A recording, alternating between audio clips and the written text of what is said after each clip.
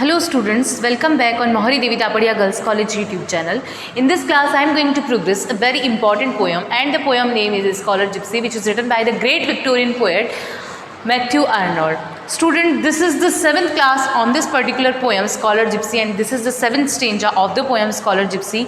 आप ऑलरेडी इसके 6 वीडियोस देख चुके हैं, आपको पता चल गया पोएम में क्या चल रहा है। पोएम में जो है एक शेपर्ड को इवॉक कर रहा है स्टार्टिंग में हमारा स्पीकर, ठीक है। शेपर्ड को इवॉक कर रहा है, शेपर्ड को बोल रहा है कि तुम उठो, तुम देखो भेड़ें चढ़ने जा रही है और जो है तुम उन भेड़ों को अपने उनके जो फ्लॉक है उससे अनटाई करो। तो ये वो एक शेपर्ड को इन्वॉक कर रहा है। इसके बाद में वो स्कॉलर जिप्सी के बारे में बता रहा है, दैट जो स्कॉलर जिप्सी है, जो स्कॉलर ऑक्सफोर्ड यूनिवर्सिटी का स्कॉलर है, जो कि अपनी यूनिवर्सिटी को अपने फ्रेंड्स को छोड़कर जिप्सी ज्वाइन करने के लिए चला गया है, ठीक है। उसने जिप्सी ज्वाइन कर लिया। जिप्सी क्यों ज्वाइन किया है? क्योंकि जिप्सी एक ऐसा ग्रुप है लोगों का जो बिल्कुल फ्री रहने वाले लोग हैं, मस्त मोला रहने वाले लोग हैं, जो घुमक्कड़ लोग होते हैं, उनको जिप्सी कहा गया है। तो स्कॉलर ने इसलिए जिप्सी ज्वाइन कर लिया क्योंकि वो उनके जैसा बनना चाहता है और वो कैसे रहते हैं, उनका वे ऑफ लिविंग, ये सब वो सीख के इस दुनिया को सिखाना चाहता है, इस दुनिया को, इस मटीरियलिस्टिक वर्ल्ड से दूर करना चाहता है। वो जिप्सी के जैसा दुनिया को बनाना चाहता है, इसलिए स्कॉलर ने क्या किया, जिप्सी को ज्वाइन कर लिया है, ठीक है। फिर उसके बाद में ये बताया गया है कि जिप्सी ने क्या पहना हुआ है, कि जिप्सी ने एक एंटिक शेप का हेड पहना हुआ है, उसने एक क्लॉक ऑफ ग्रे कलर का एक जामा, एक अंगरखा पहना हुआ है, वैसा ही है बिल्कुल जैसा कि जिप्सीज पहनते हैं। और ऐसा माना जाता है कि जब से वो इस ऑक्सफोर्ड यूनिवर्सिटी को छोड़कर गया है तब से वो कभी वापस नहीं आया है। पर ये भी कहीं ना कहीं र्यूमर्स फैली हुई है कि ऑक्सफोर्ड यूनिवर्सिटी के बाहर का जो एरिया है, कंट्री साइड व्यू, वहाँ पर उसको रेयर ग्लिम्स उसके कभी कभी देखे जाते हैं। किसके? स्कॉलर जिप्सी के, जो छोड़कर चला गया है, उसके कभी रेयर ग्लिम्स देखने को मिलते हैं। और वो जो है ग्रे कलर के अपने ड्रेस में दिखता है, उसने हेड पहना हुआ है, ठीक है। और उसका जो मूड है वो बिल्कुल पेंसिव सा, वो बिल्कुल दुखी नज़र आता है। उसकी टंग टाइड है, मीन्स उसकी जो आवाज़ बिल्कुल नहीं निकलती, बिल्कुल साइलेंट है, वो एकदम मोनोटोनस सॉरोफुल लगता है दिखने में। और उसके अलावा वो कभी कभी एल हाउस, शराब खाने में भी देखा गया है, ठीक है। और जो है कभी कभी चूल्हे के पास, एक चिमनी के पास जहाँ पे जो है अंगारे जलते हैं, वहाँ भी कभी कभी वो देखा गया है। सो ये सब अभी तक हमने पढ़ लिया। आप 1 से लेके इसकी 6 स्टेंजा तक देखें, उसके बाद आप 7th स्टेंजा देखेंगे तो ही आपको पोएम समझ में आने वाली है। अब 7th स्टेंजा मैं आपको एक्सप्लेन करूँगी, उससे पहले हम एक बार 7th स्टेंजा की जो लाइन्स है वो रीड आउट कर लेते हैं। But mid their drink and clatter he would fly, and I myself seem half to know thy looks, and put the shepherd's wanderer on my tress, and boys who in lone wheat fields scare the rooks, I ask if thou hast passed their quiet place, or in my boat I lie, moored to the cool bank in the summer heats, mid wide grass meadows which the sunshine fills, and watch the warm green muffled Cumnor hills, and wonder if thou haunts their shy retreats, ठीक है। तो ये इसकी lines. अब मैंने आपको बताया था कि उसको कभी कभी एल हाउस, शराब खाने में भी देखा गया है। बट मिड देयर ड्रिंक, वो अपने ड्रिंक के बीच में ही, एंड क्लेटर, शराब खाने से भाग जाता है अपनी ड्रिंक के बीच में ही।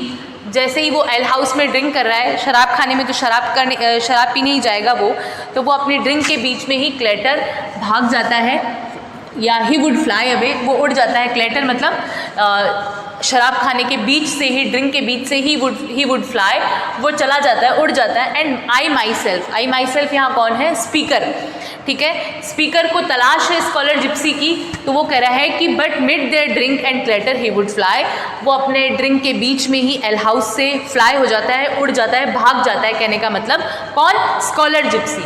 And I myself seem, पर मैं खुद ये सोचता हूँ, ऐसा लगता है, half to know thy looks, उसके लुक को अभी आधा ही पहचान पाया हूँ।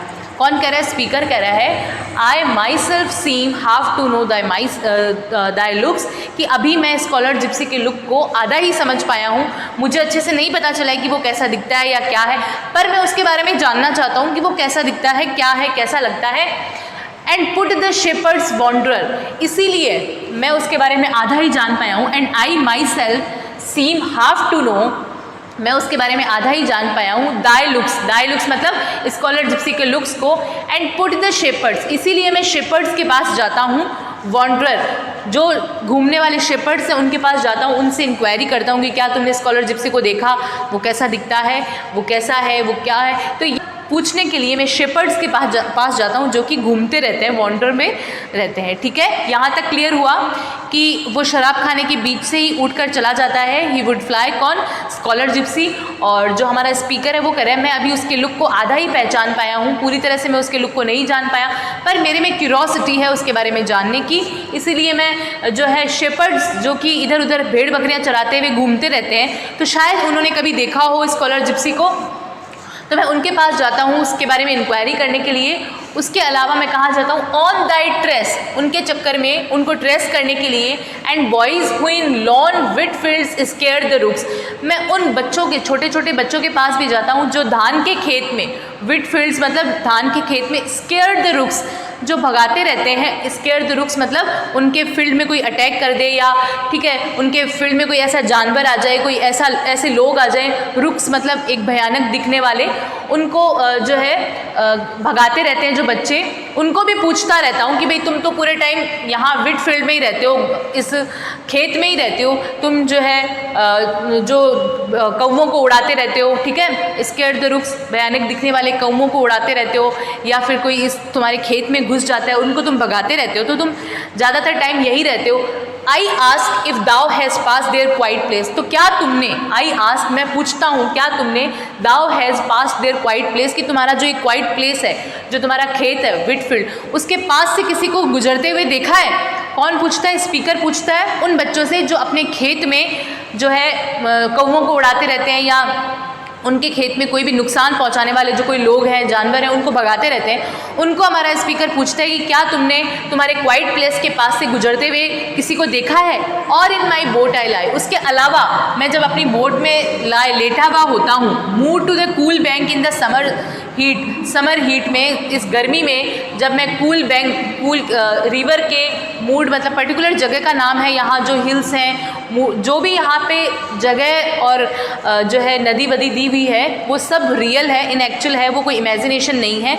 तो ये कह रहा है कि जब मैं move to the cool bank, जब मैं मूर नदी के किनारे पर कूल बैंक में किनारे पर बैठा हुआ होता हूँ समर हीट में, तेज़ गर्मी में, और इन माई बोट आई लाई, और जब मैं अपनी बोट में लेटा हुआ होता हूँ मिड वाइड ग्रास, तब मैं चौड़ी ग्रास, मिडोज चारागाह विच द सनशाइन फील्स, तो मैं उधर भी उसको देखने का ट्राई करता हूँ। जब मैं अपने बोट में आराम कर रहा होता हूँ गर्मी में, तेज़ गर्मी में, जब अपने बोट में एक ठंडे किनारे पर कूल बैंक पे जब आराम कर रहा होता हूँ, तो मैं उसको अपनी चौड़ी चौड़ी आंखें करके वाइट ग्रास में या चारागाह के पास या सनशाइन फील्ड्स में उसको देखने का ट्राई करता हूँ। And watch the warm green muffled Cumnor hills, और तो और जो क्यूमनर हिल्स है, क्यूमनर हिल्स पे भी मैं देखने का ट्राई करता हूँ कि काश वो मुझे दिख जाए। And watch the warm green muffled, जो बिल्कुल हरा भरा क्यूमनर हिल है, उसके पास भी उसको देखने का ट्राई करता हूँ कि क्या पता मुझे शेपर्ड की, मुझे स्कॉलर जिप्सी की कोई ग्लिम्स दिख जाए। And wonder if thou